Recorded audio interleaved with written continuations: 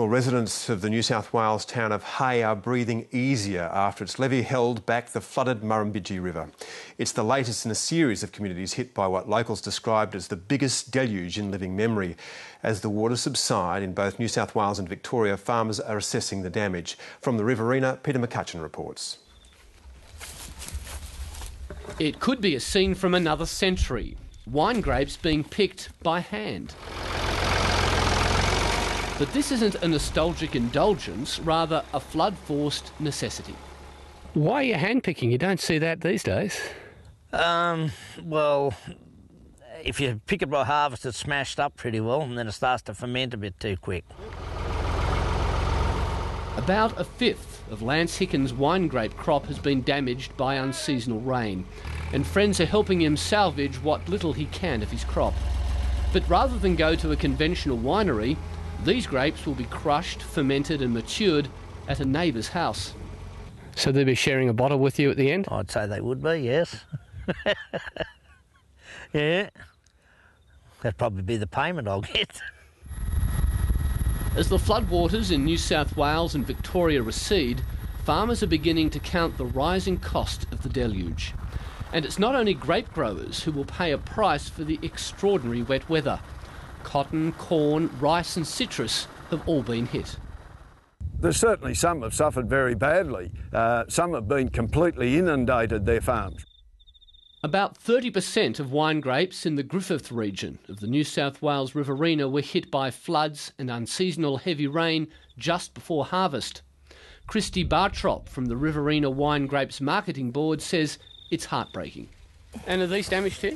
Yes, they are. These are supposed to be a white variety. A white variety? Yes, it is supposed to be Colombard, but yeah, it was ready to be picked just as the rain set in, and yeah, now it's completely rotten. And of course, this harvest was promising so much. Lower in yield, higher in quality. Yes, the quality was unbelievable. I mean, even the winemakers were vouching the quality weeks before this. They're saying it's the best vintage in 20 years, and now we're looking at nothing.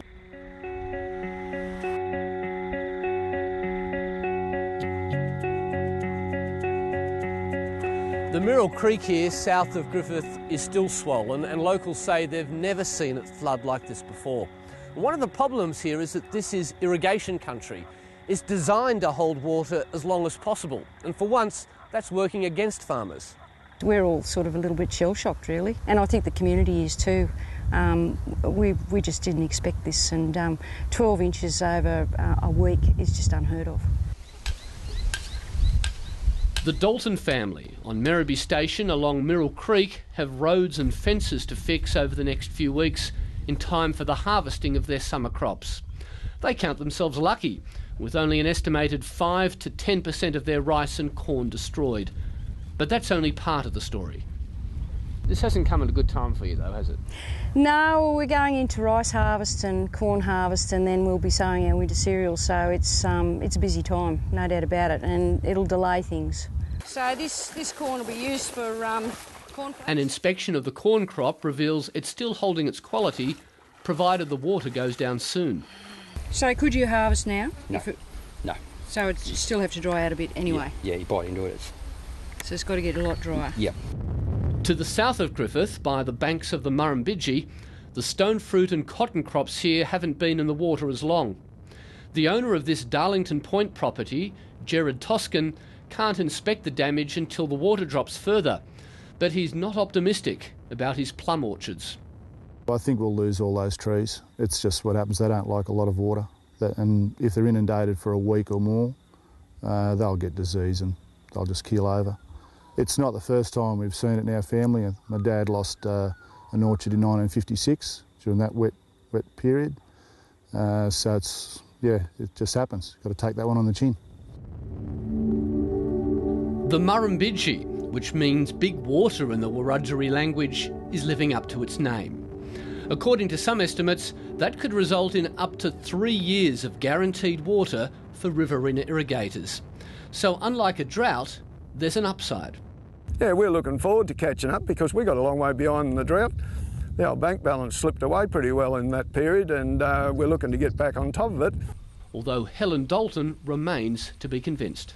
It's been difficult after 10 years of drought, and then we have had one good year in between this and the drought, but the flooding is it's almost as bad as a drought really, because it's we can't control it.